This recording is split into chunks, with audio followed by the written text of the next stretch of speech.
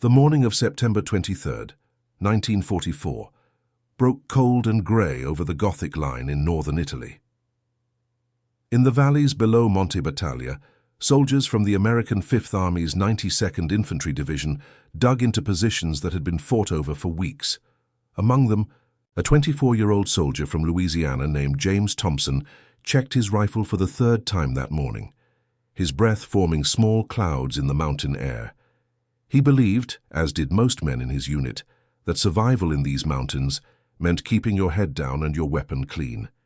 He had no idea that within 48 hours, everything he thought he knew about warfare would be shattered by one man's refusal to accept the limitations others had placed upon him.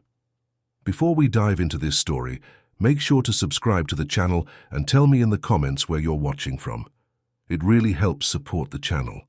What James and thousands of others were about to witness would challenge every assumption about precision, determination, and what a human being could achieve when the tools of war failed him. The transformation of one rifleman into a legend would begin not with superior equipment or training, but with a moment of devastating loss that forced an impossible choice. Corporal Vernon Baker had arrived in Italy 3 months earlier with the 371st Infantry Regiment, part of the only all-black division to see ground conflict in the European theatre. The men of the 92nd faced challenges their white counterparts never encountered. They fought with older equipment, received training time, and served under officers who often doubted their capabilities. Baker, a 25-year-old from Wyoming who had grown up in an orphanage after his parents died in a car accident, had learned early that the world rarely gave him what others received freely. He had joined the army in 1941, seeking purpose and perhaps proof that he could excel despite every disadvantage. Baker's path to becoming a marksman had been neither planned nor encouraged. During basic training at Fort Huachuca in Arizona, he had demonstrated natural aptitude with rifles, consistently scoring higher than his peers on the firing range. But rather than receiving specialized training, he had been assigned to a standard infantry role. The assumption among training officers was that black soldiers, regardless of individual capability, belonged in support positions or basic infantry roles that required minimal individual initiative. This assumption might have limited Baker permanently had it not been for Sergeant Major Isaiah Johnson, one of the few black senior non-commissioned officers in the training command. Johnson, who had served in World War I and had spent 2 decades fighting against military segregation's limitations, recognized something in Baker that others had overlooked. During a qualification exercise in March 1942, Johnson watched Baker score expert ratings on every shooting evolution, despite using a rifle with misaligned sights that other soldiers had rejected as defective. After the exercise, Johnson approached Baker in the barracks that evening. He asked Baker how he had compensated for the rifle's defects. Baker explained that he had noticed the sight misalignment during his first few shots and had adjusted his aim point accordingly, treating the defect as simply another variable to account for rather than an insurmountable obstacle. Johnson later told Lieutenant Bridges, who would eventually become Baker's platoon leader in Italy, that this conversation revealed Baker's defining characteristic.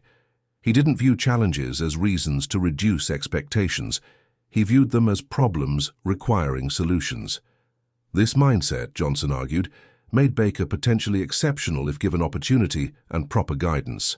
Johnson arranged for Baker to receive additional marksmanship training during whatever spare time could be found in the intensive basic training schedule. This training focused on fundamentals that technology couldn't replace: breath control, trigger discipline, natural point of aim, and reading environmental conditions. Johnson emphasized iron sights exclusively, arguing that optical devices could fail, but fundamental skills remained reliable under any circumstances. Baker absorbed this training with intense focus. He practiced for hours beyond what was required, often using his personal time to study ballistics manuals and trajectory tables that most soldiers found impossibly technical. He developed a notebook where he recorded observations about how weather affected bullet flight, how different lighting conditions changed perception of distance, how terrain features could be used to estimate range when no measuring tools were available. Other soldiers in Baker's training unit noticed his dedication but often misinterpreted it. Some viewed his intense practice as attempts to prove something about his race, while others saw it as unnecessary perfectionism. Few understood that Baker was simply doing what he had always done, working harder than others, because opportunity for people like him required exceeding standards rather than merely meeting them. By the time Baker completed training and deployed to Italy in June 1944, he possessed skills that exceeded most formally trained marksmen. But he also carried no special designation, no recognition of his capabilities beyond the standard infantry rifleman classification. The Army's personnel systems, built around assumptions about what black soldiers could achieve, had no category for someone like Baker, who defied those assumptions through demonstrated excellence. His first weeks in Italy reinforced the familiar pattern. Despite his obvious shooting capability, Baker received standard infantry assignments. He participated in patrols, guard duties, and routine operations that required no specialized skills. His rifle, the M1903 Springfield with its Weaver scope, remained just another piece of equipment among many. The transformation began almost accidentally.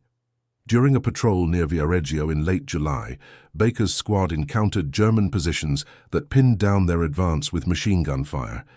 The patrol leader called for artillery support, but weather conditions prevented accurate fire direction. After 20 minutes of ineffective bombardment that consumed limited ammunition without resolving the tactical problem, Lieutenant Bridges made a decision born more from frustration than strategy. Bridges asked if anyone in the squad could engage the machine gun position at distance. The range measured approximately 450 yards, far beyond what normal riflemen could achieve with any reliability. Baker volunteered. Bridges, having no better options and expecting failure, granted permission. Baker took his time, observing the German position for several minutes before firing. He noted wind direction from foliage movement, calculated elevation based on the terrain slope, and waited for a moment when the machine gunner exposed himself to adjust his weapon's position. When Baker fired, the machine gun fell silent. A second shot 30 seconds later eliminated an observer who attempted to take over the position. The patrol completed its mission without further casualties. Bridges, writing his after-action report that evening, described Baker's shooting as exceptional, but attributed it primarily to luck. The idea that Baker possessed genuine expertise rather than having simply experienced a fortunate outcome seemed to Bridges more plausible. After all, Bridges had absorbed his era's conventional wisdom about black soldiers' capabilities. But 2 weeks later, during another patrol, Baker repeated the performance, then again 3 days after that. By late August, Bridges could no longer dismiss Baker's achievements as luck. The evidence had accumulated beyond reasonable denial. Baker possessed a level of marksmanship that exceeded anything Bridges had personally witnessed. By September 1944, Baker had already distinguished himself in ways that made his platoon leader, First Lieutenant Cecil Bridges, take notice. During a patrol near Viareggio in August, Baker had eliminated 3 enemy positions using careful aim and patience, waiting sometimes for hours until the exact moment presented itself. His M1903 Springfield rifle, a weapon most American soldiers had already replaced with the newer M1 Garand, had become an extension of his will.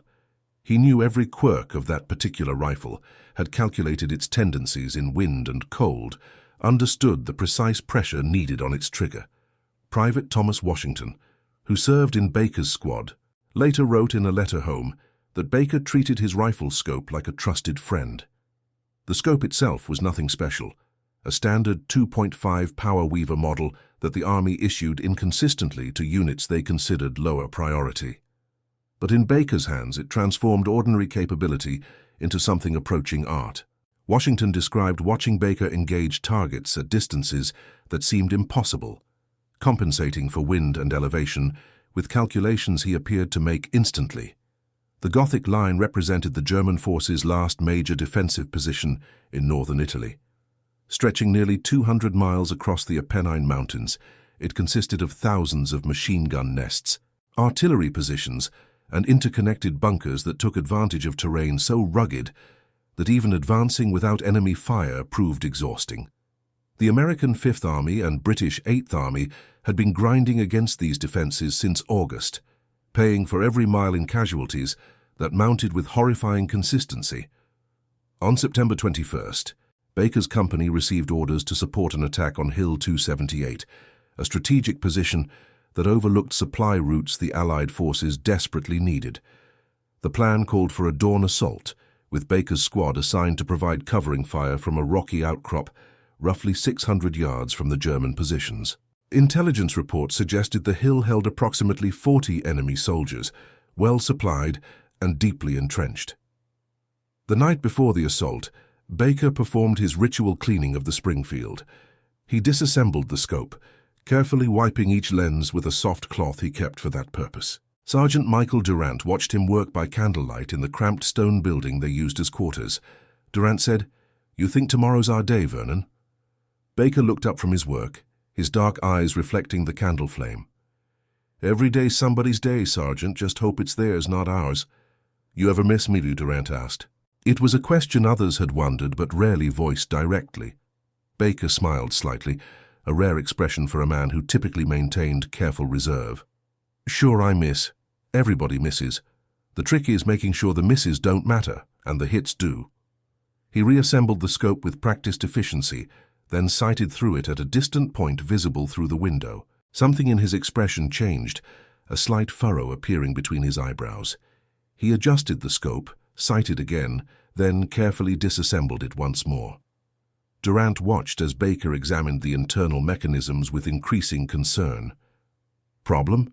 Durant asked. "Maybe," Baker replied quietly. "Reticles shifting. Could be the mounting screws worked loose. Could be something internal." He worked for another 20 minutes trying different adjustments, but the slight wobble in the crosshairs persisted. Finally, he set the scope aside. "I'll check it again at dawn. Might just be tired eyes." But at dawn, when Baker took his position among the rocks overlooking Hill 278, the scope's problem remained. As he sighted on the German positions, the crosshairs drifted slightly with each tiny movement of the rifle, making precise aim impossible beyond 300 yards. For most soldiers, this would merely reduce effective range. For Baker, whose value to his unit lay entirely in his ability to eliminate specific threats at distance, it represented potential disaster. The assault began at 0530 hours with an artillery barrage that turned the hilltop into a landscape of flying dirt and shattered trees. Baker watched through his compromised scope, identifying positions, counting muzzle flashes, building a mental map of the defensive layout. When the barrage lifted and American soldiers began their advance up the slope, German machine guns opened fire with devastating effect. Baker engaged his first target, a machine gun position at roughly 400 yards. He squeezed the trigger, felt the familiar recoil, and watched through the wavering crosshairs as his round impacted 2 feet left of his aim point.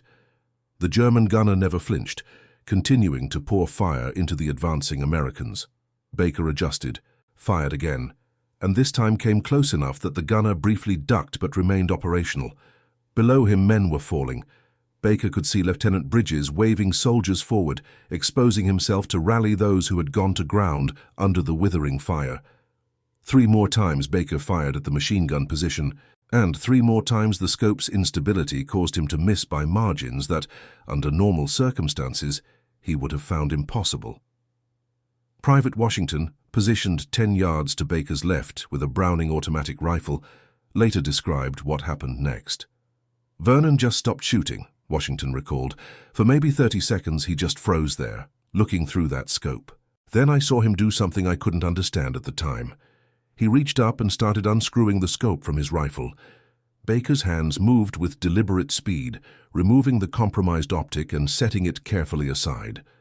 What remained was a standard Springfield rifle with only its iron sights, the simple notch and post arrangement that millions of soldiers used for basic marksmanship.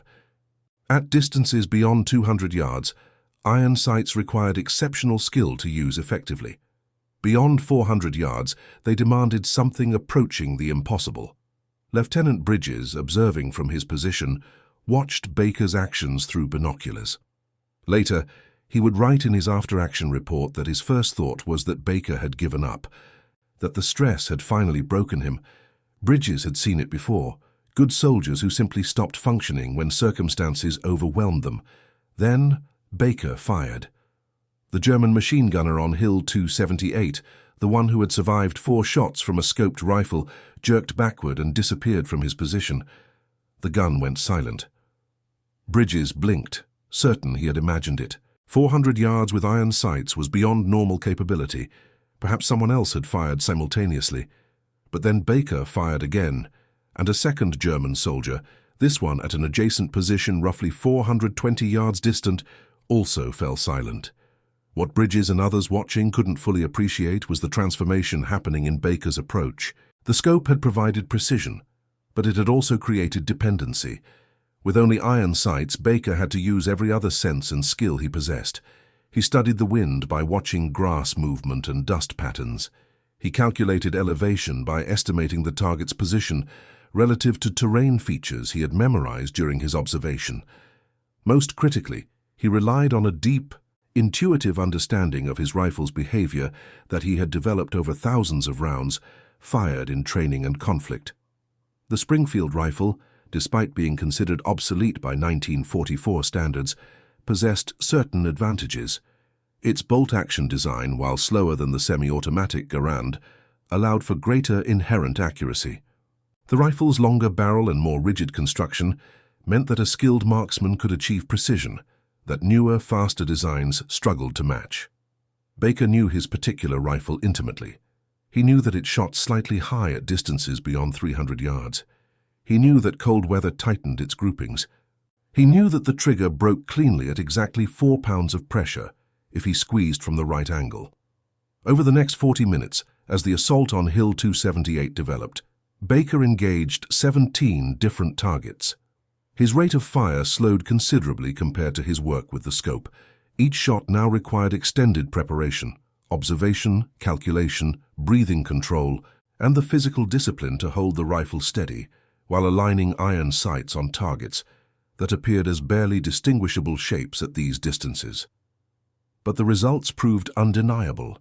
13 of those 17 shots achieved their purpose, eliminating German soldiers who had been directing fire at the advancing Americans.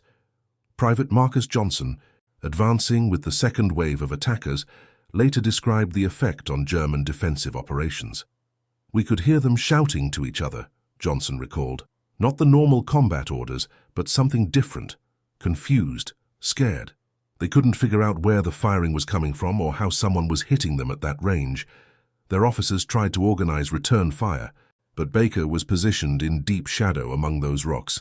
They never spotted him."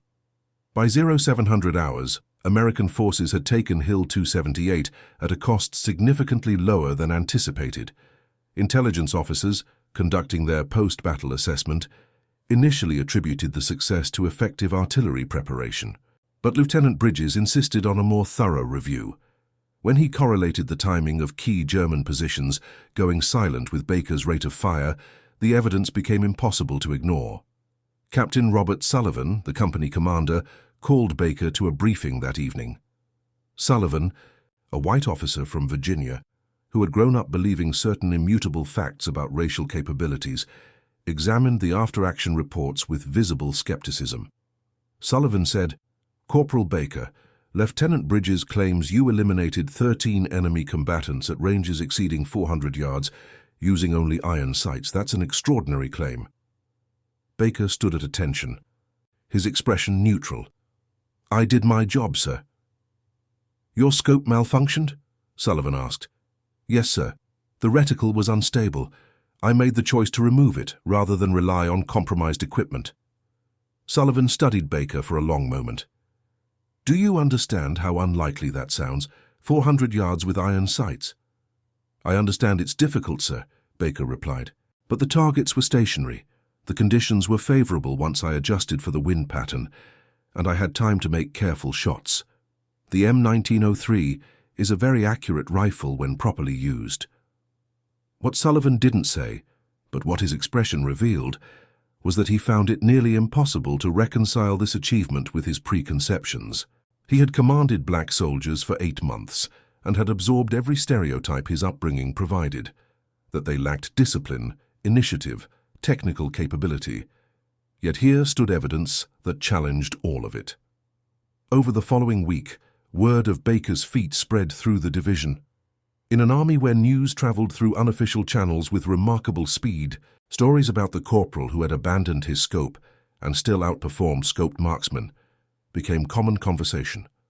Soldiers embellished the tale, adding details that weren't strictly accurate, but that served the emotional truth of the story.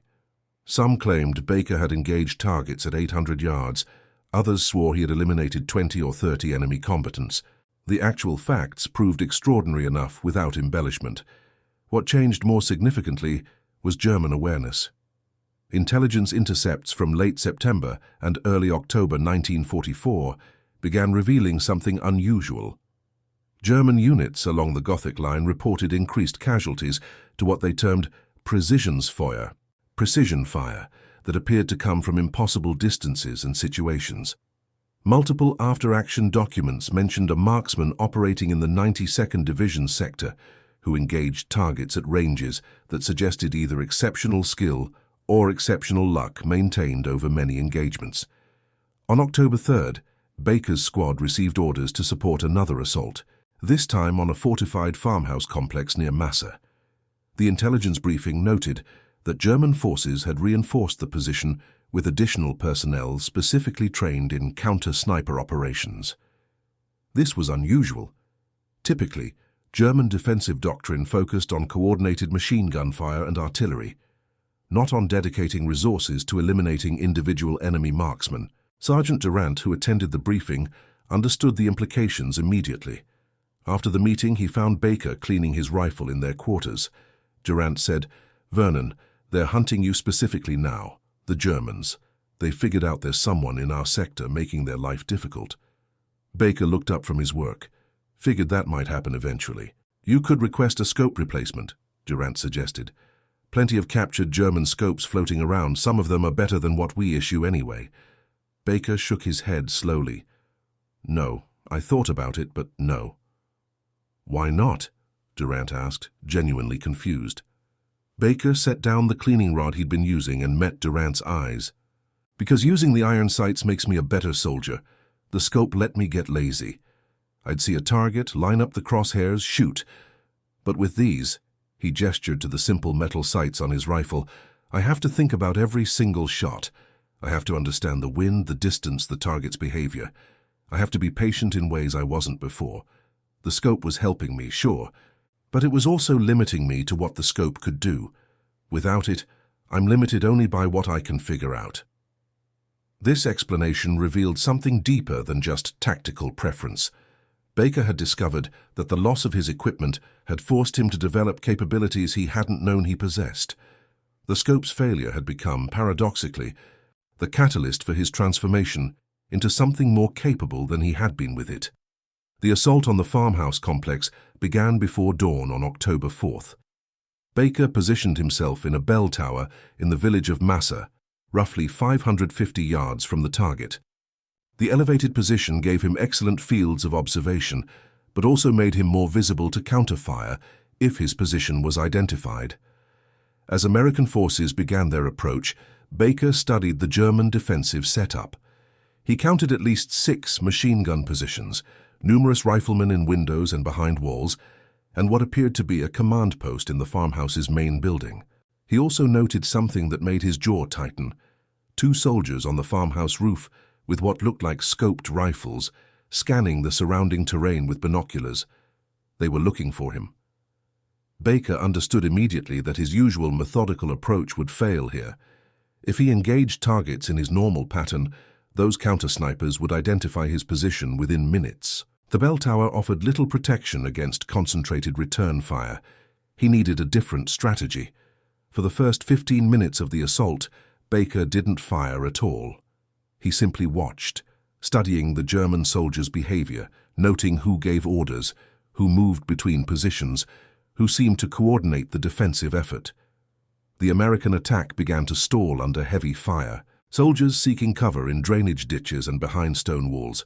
Then Baker made his first shot, not at a machine gunner or a counter-sniper, but at a German officer who had been moving between positions, directing fire. The range was 560 yards. The target was moving, and Baker used only a split-second window when the officer paused to point at something. The shot connected. The officer fell, and immediately the coordinated nature of the German defense wavered. Baker shifted his position within the bell tower, moving to a different window before the counter-snipers could locate his muzzle flash.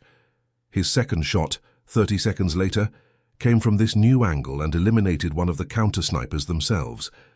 The range exceeded 600 yards, and the target had been elevated relative to Baker's position, requiring complex angle calculation. Yet the shot found its mark. What happened over the next 20 minutes became, in many ways, the defining sequence of Baker's reputation. He moved constantly within the bell tower, never firing twice from the same position. He varied his targets, sometimes engaging obvious threats like machine gunners, sometimes choosing less obvious targets like soldiers. He observed giving orders or coordinating movements. Each shot required extraordinary calculation, performed under intense pressure, knowing that enemy soldiers were actively trying to locate and eliminate him. Private Washington, advancing with the assault force, later described the effect. It was like the German defense just started falling apart. Not all at once, but piece by piece. A machine gun would go silent. Then soldiers would start looking around instead of fighting. Then another key position would stop firing. You could feel their confidence draining away. The farmhouse fell to American forces by 0800 hours. Casualty counts revealed that Baker had successfully engaged 11 targets, 9 of which had been confirmed eliminations. More significantly, German soldiers taken prisoner during the assault reported that morale had collapsed when they realized someone was systematically eliminating their leadership and key defensive positions from what they calculated had to be impossible distances. One German sergeant, a veteran of the Eastern Front who spoke some English, told his interrogators something that the intelligence officers initially dismissed as exaggeration. "We thought maybe the Americans had brought in one of the Russian women snipers we'd heard about, someone with that kind of ability. But then we heard it was just one of your regular soldiers. That scared us more. If your regular soldiers can shoot like that, what chance do we have?"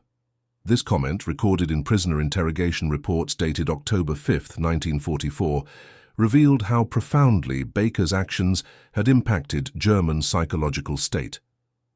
The idea that the American military possessed ordinary soldiers capable of such precision suggested a level of overall capability that contradicted everything German propaganda had told them about American fighting quality. Throughout October, Baker continued operating without a scope.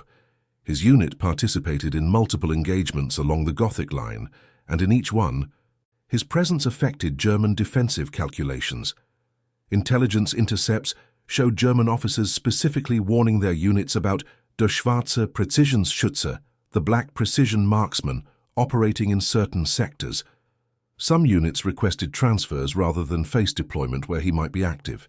What made this psychological impact even more remarkable was that German forces had their own highly skilled marksmen.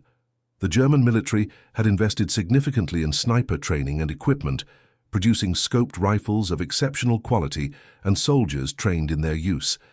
Yet Baker, using equipment his own army considered obsolete and lacking the optical enhancement his opponents possessed, consistently outperformed them through sheer skill and determination. Lieutenant Colonel Marcus Ray, the battalion commander, called Baker to his headquarters in late October. Ray, an African-American officer who had fought against institutional racism throughout his career to reach his position, looked at Baker with an expression mixing pride and something approaching disbelief. Ray said, "Corporal Baker, I've been in the army for 20 years. I've seen a lot of exceptional soldiers. But what you're doing defies everything I thought I understood about human capability in combat." "Thank you, sir," Baker replied. "I'm not complimenting you, son," Ray said, though his tone suggested otherwise. "I'm trying to understand it. You're aware that we could get you a quality scope. We have captured equipment, we have requisition channels. Why are you insisting on continuing with iron sights?" Baker took a moment before responding.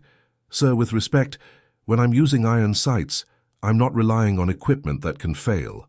I'm relying on skills that only get better with practice. Every shot I take makes me more capable. With a scope, I'd be good. Without it, I have to be exceptional. And exceptional is what our men need right now." Ray nodded slowly. "There's another factor you should be aware of. Word has reached division headquarters and beyond. Reporters want to write about you. High-ranking officers want to use your story for morale purposes. The Army's not accustomed to black soldiers getting this kind of attention for exceptional performance." "I'm just doing my job, sir," Baker said. "That's exactly the point," Ray replied. "You're doing your job at a level that makes it impossible for anyone to maintain the comfortable fiction that black soldiers aren't capable of the same excellence as white soldiers. You're making people uncomfortable, Corporal, in the best possible way." This conversation touched on something that extended far beyond Baker's individual achievements. The 92nd Infantry Division existed in a complicated space within the American military. Segregation remained official policy. Black soldiers served in separate units, often under white officers, with the underlying assumption that they required more supervision and were less capable of independent action. Yet here was empirical evidence that directly contradicted these assumptions. By November, Baker's reputation had spread beyond the immediate combat zone. Stars and Stripes, the military newspaper, published a brief article about the scopeless sniper of the 92nd Division, though the article notably didn't mention Baker's race. Other soldiers who read the article and later encountered Baker often expressed surprise when they discovered he was black, their reactions revealing assumptions they hadn't realized they carried. The human cost of the Italian campaign continued mounting through the fall. The Gothic Line fighting ground on week after week, consuming lives and material in exchanges that sometimes netted gains measured in yards rather than miles. In this context, individual actions rarely changed strategic outcomes, but they could change tactical situations, save specific lives, and perhaps most importantly, alter how soldiers on both sides understood what was possible. On November 7th, Baker's unit participated in an assault on German positions near Barga. The attack plan called for crossing open ground that intelligence estimated would be covered by at least 3 machine gun positions. Casualty projections suggested the assault would cost 30 to 40% of the attacking force, an acceptable loss ratio by the grim mathematics of attrition warfare.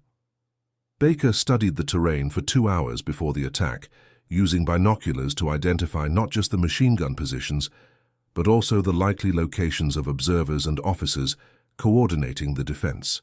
He positioned himself at an angle that allowed him to engage these positions sequentially, calculating the timing required to eliminate each threat before the defenders could identify his location and organize return fire.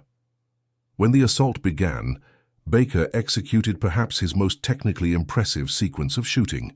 In just under 4 minutes, he engaged 7 different targets at ranges varying from 400 to 650 yards. 6 of those engagements proved successful, dismantling the German defensive coordination before it could effectively organize.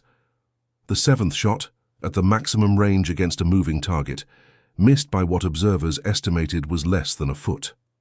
The assault succeeded with casualties of 11 men, significantly below projections. Lieutenant Bridges, who had initially doubted Baker during that September engagement, submitted a commendation recommending Baker for the Distinguished Service Cross. The commendation detailed Baker's actions over 3 months and calculated that his precision fire had directly saved between 40 and 60 American lives by eliminating threats that would otherwise have inflicted casualties. The commendation was downgraded to a Bronze Star, officially due to insufficient corroborating evidence, though everyone involved understood the real reason. The Army in 1944 remained uncomfortable with elevating black soldiers to the same recognition level as white soldiers, regardless of achievement.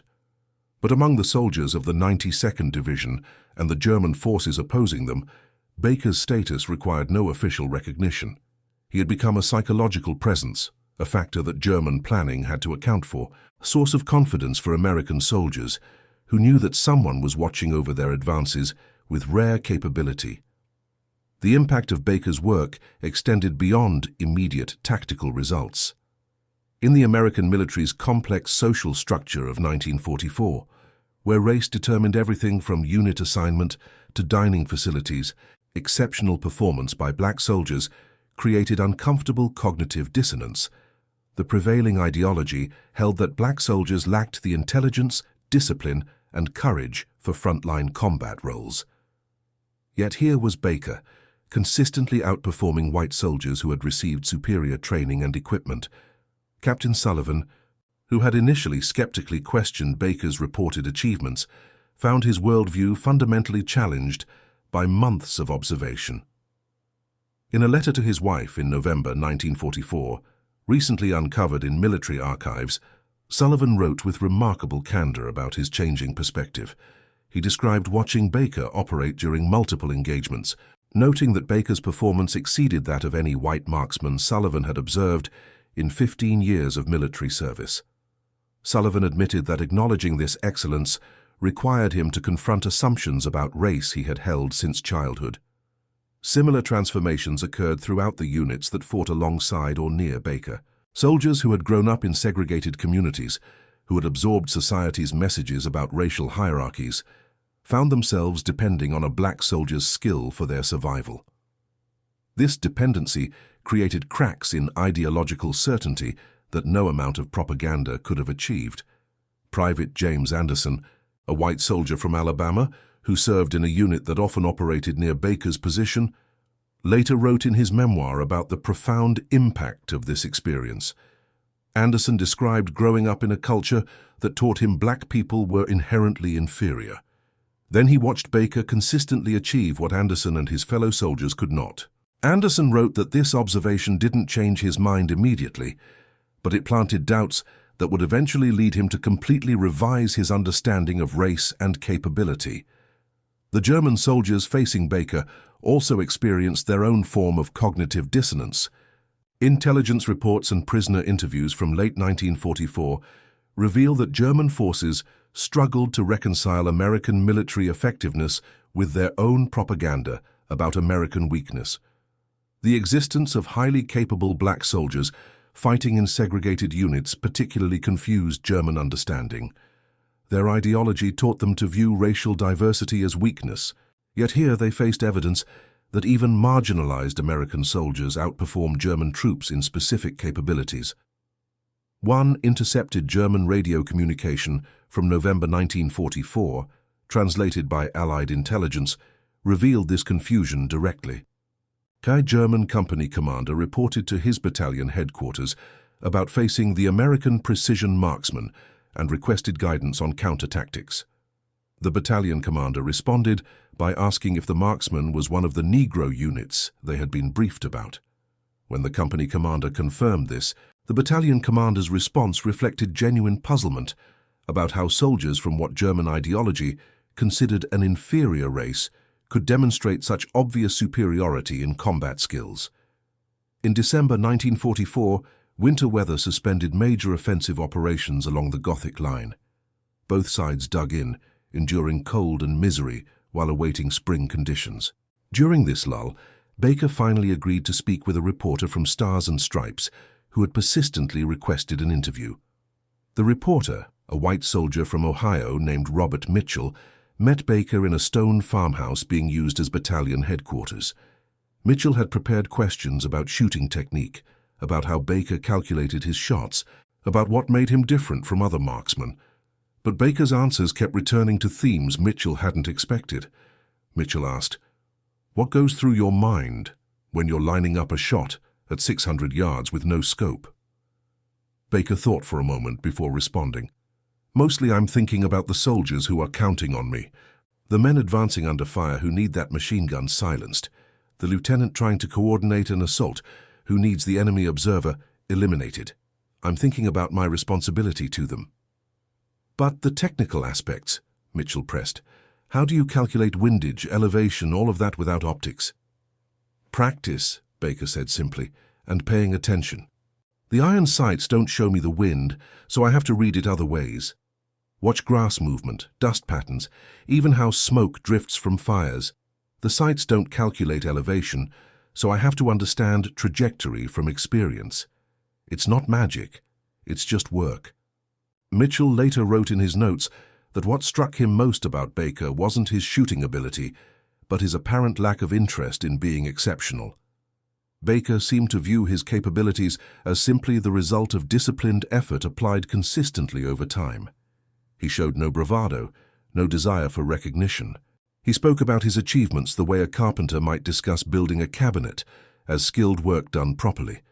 The interview article that resulted, published in late December 1944, focused primarily on technique and avoided mentioning race except in one paragraph near the end. But soldiers who read it and who knew Baker's background understood the subtext.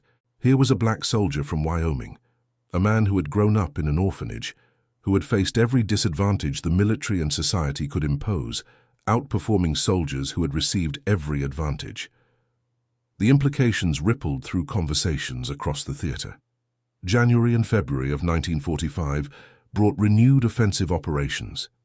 The Allies pushed toward the Po River Valley, seeking to break through the Gothic Line's remaining positions and force a general German withdrawal. Baker's unit participated in multiple engagements during this period, and in each one, his presence provided both practical tactical advantage and psychological reassurance. During an assault near Lama di Sotto on February 12th, Baker demonstrated another dimension of his evolved capability. German forces had established a reverse slope defense, positioning their main strength on the far side of a ridge where American observers couldn't easily direct artillery. The attack began to falter when American units came under fire from positions they couldn't locate precisely enough to suppress. Baker, understanding that conventional observation wouldn't work, made a decision that other soldiers considered borderline suicidal. He advanced with the assault force rather than remaining in a prepared firing position. Carrying his Springfield and minimal equipment, he moved through the attacking American soldiers until he reached a position where he could observe the reverse slope directly. The range from there to the German positions measured less than 300 yards, close enough that even with iron sights, Baker could engage rapidly. But it also meant he was exposed to the same fire threatening the American assault. For the next 15 minutes, Baker operated as a mobile marksman, engaging German positions as they revealed themselves through muzzle flashes and movement. He fired 18 rounds, relocated constantly to avoid return fire, and provided the tactical intelligence that allowed American artillery to adjust and suppress the German positions. Sergeant Durant, who witnessed this action, later called it the bravest thing he had seen in the war. Vernon put himself in the exact place where the fighting was hottest, Durant recalled. He was at the same risk as every rifleman in that assault, but he kept shooting, kept moving, kept doing his job. When it was over, he just walked back to our lines like he'd been on a training exercise. The assault succeeded, but Baker took a piece of shrapnel from a German artillery shell that detonated 30 yards from his position. The fragment cut a groove across his left shoulder, deep enough to require stitches, but not serious enough to warrant evacuation. The battalion surgeon who treated him asked why Baker had taken such risks when his value as a precision marksman lay in protected, distant positions. Baker's response, recorded by the surgeon in his medical notes, was characteristically direct. "Sir, my value lies in eliminating threats to my fellow soldiers. Sometimes that means shooting from 600 yards. Sometimes it means shooting from 200. The range doesn't matter. The result does." By March 1945, German resistance in northern Italy was collapsing under combined pressure from multiple Allied offensives. The Gothic Line, which had held through winter, finally cracked as German forces began withdrawing toward the Alps. Baker's unit pursued retreating German columns, though the nature of combat shifted from prepared defensive positions to fluid encounter battles. On April 2nd, near Viareggio, Baker's war took an unexpected turn. His unit encountered a German rearguard position that had been left to delay American pursuit. In the brief engagement that followed, Baker eliminated 3 German soldiers who had been operating a machine gun. The position fell quickly, and American soldiers began processing prisoners.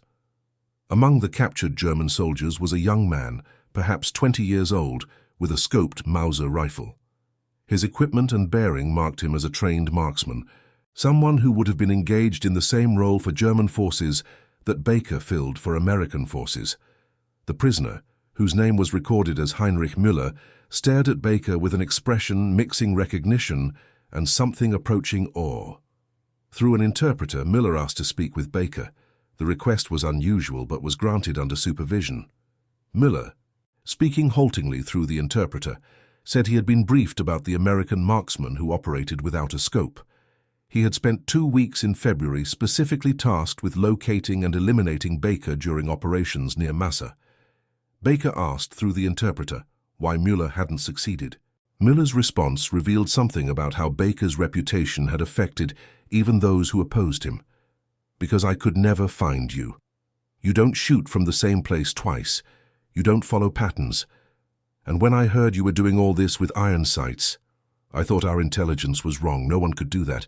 But then I watched you during the attack today, and I saw you make 3 shots in under a minute at maybe 350 meters, with iron sights. And I understood that you're not doing something impossible. You're just doing something the rest of us never practiced hard enough to achieve." This conversation, witnessed by several American soldiers and recorded in unit journals, captured something essential about what Baker had accomplished. He had redefined what other soldiers, both American and German, understood as possible. His limitation, the loss of his scope, had forced him to develop capabilities that exceeded what the equipment would have provided. The war in Italy effectively ended on May 2, 1945, when German forces in the theater surrendered. Baker's war continued briefly, as his unit maintained occupation duties, but the combat that had defined the previous 18 months concluded. In the accounting that followed, military historians attempted to quantify Baker's impact. Confirmed eliminations of enemy combatants numbered 83 over 8 months of combat operations. Estimated lives saved through suppression of enemy positions and elimination of specific threats ranged from 100 to 150 American soldiers. These numbers, impressive as they were, failed to capture the psychological and symbolic dimensions of what he had achieved. Baker's story complicated narratives that both the military and broader American society preferred to maintain. The official position held that black soldiers required white leadership and could not match white soldiers' combat effectiveness. Yet here was empirical evidence that a black soldier, working with inferior equipment, had exceeded what white soldiers with superior equipment typically achieved. The cognitive dissonance this created manifested in various ways. Some white soldiers dismissed Baker's achievements as anomaly or luck. Others, particularly those who had witnessed his work directly, found their assumptions about race and capability fundamentally challenged. For black soldiers throughout the military, Baker's example carried different meaning. He represented proof that excellence could overcome systematic disadvantage. That skill and determination could force recognition despite institutional resistance. Letters home from black soldiers in Italy frequently mentioned Baker, not always by name, but as the soldier who showed them, with them, clearly referring to white soldiers and officers who had doubted black capability. After the war, Baker returned to the United States and, like millions of other veterans, attempted to rebuild a civilian life. He worked various jobs, married, raised a family.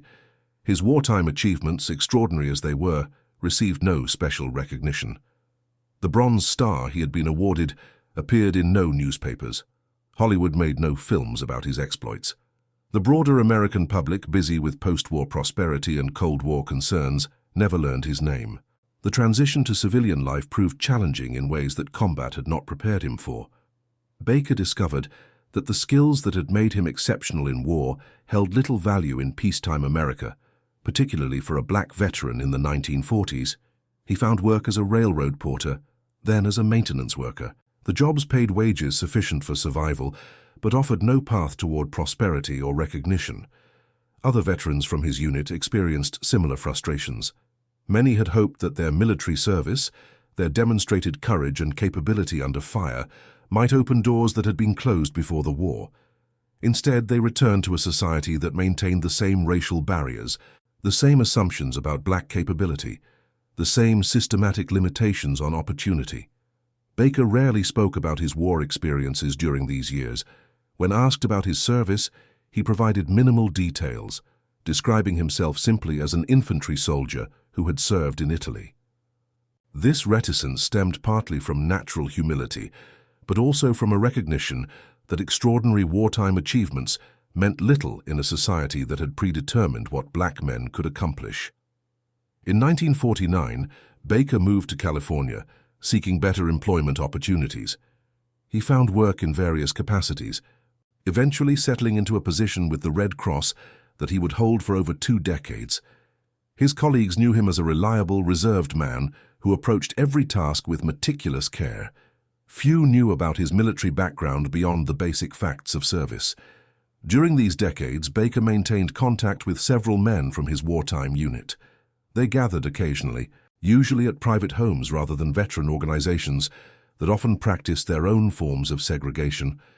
At these gatherings, the conversation inevitably turned to shared experiences in Italy, to friends lost, to moments of triumph and terror that only those present could fully understand. Private Washington, who had witnessed Baker's transformation after the scope failure, visited Baker in California in 1953. The two men spent an evening reminiscing, and Washington later wrote to Sergeant Durant describing their conversation. Baker, Washington reported, maintained that the scope's failure had been the best thing that happened to him during the war. It had forced him to discover capabilities he hadn't known he possessed, capabilities that extended far beyond marksmanship into fundamental understanding of himself and his potential. This perspective, that limitation could become opportunity through determined response, had shaped Baker's approach to post-war life.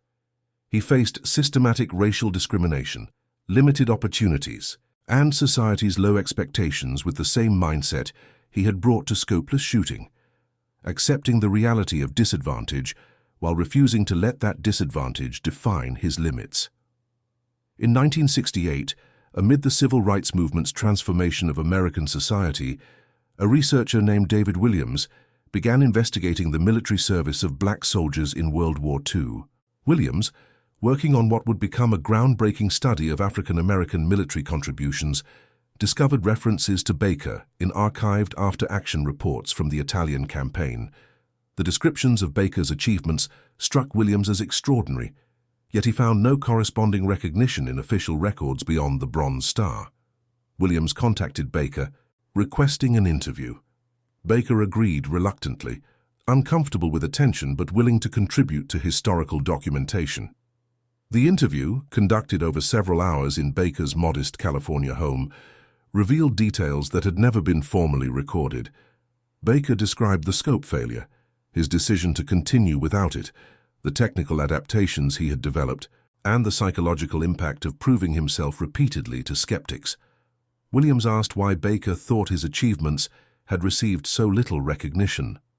Baker's response, recorded in Williams's notes, reflected both understanding and resignation. The Army in 1944 wasn't ready to celebrate a black soldier doing something they believed black soldiers couldn't do. It was easier to downgrade my commendations, to attribute my success to luck or exaggeration, than to confront what my achievements meant about their assumptions.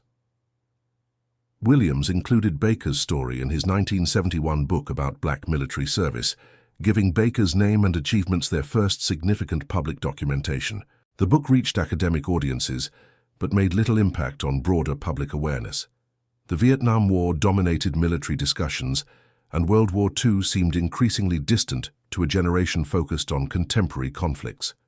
But within military circles, particularly among those who studied marksmanship and tactical doctrine, Baker's story began generating interest. His methods, his adaptations to scopeless shooting, and his consistent performance under combat stress offered lessons that transcended the specific historical context. The Army's Marksmanship Training Unit at Fort Benning obtained copies of Baker's after-action reports and began incorporating his techniques into advanced training programs. Instructors teaching precision shooting discovered that Baker's experience validated principles they had been developing independently. The importance of fundamental skills over equipment dependency, the value of environmental awareness, the necessity of adapting to circumstance rather than rigid adherence to doctrine.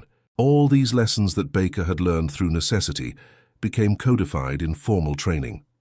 In 1947, the Army began a comprehensive review of wartime decorations, specifically examining cases where racial bias might have affected awards. A researcher named Lieutenant Donald Fletcher discovered Baker's commendation file and the extensive documentation of his combat actions. Fletcher recommended that Baker's Bronze Star be upgraded to the Medal of Honor, the nation's highest military decoration. The recommendation was denied.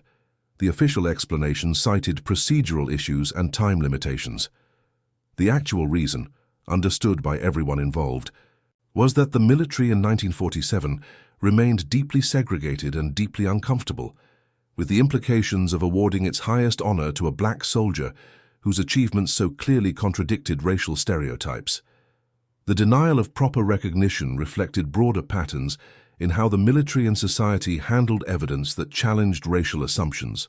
Rather than acknowledging that black soldiers had demonstrated excellence equal to or exceeding white soldiers, the system minimized, downgraded, or simply ignored such evidence. This wasn't conspiracy or coordinated suppression, but rather the natural operation of institutional systems built around beliefs about racial capability. Baker continued his quiet civilian life, working, raising his family, maintaining private dignity, while public recognition remained elusive. He watched civil rights movements transform legal structures, saw opportunities open for younger black Americans that had been denied to his generation. He expressed pride in these changes, while maintaining realistic awareness that transformation remained incomplete. But in 1996, a comprehensive review of World War II decorations identified 7 black soldiers whose achievements merited the Medal of Honor, but who had been denied due to racial discrimination. Baker was among them. On January 13, 1997, President Bill Clinton presented Vernon Baker with the Medal of Honor in a White House ceremony. Baker was the only one of the 7 honorees still living. At the ceremony, Baker, then 77 years old, spoke briefly about his wartime experiences. He mentioned his fellow soldiers, the men who had fought alongside him and who had depended on his precision. He talked about the Springfield rifle he had used, about how its simplicity had forced him to develop skills he hadn't known he possessed. He did not mention the scope that had failed him in September 1944, but those who knew his story understood that malfunction's role in transforming him from a capable soldier into an exceptional one.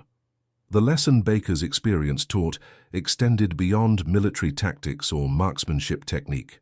He demonstrated that limitations, whether imposed by equipment failure or systematic disadvantage, could become catalysts for developing capabilities that exceeded what advantages would have produced. His choice to continue operating without a scope after discovering its malfunction represented a refusal to be defined by what he lacked.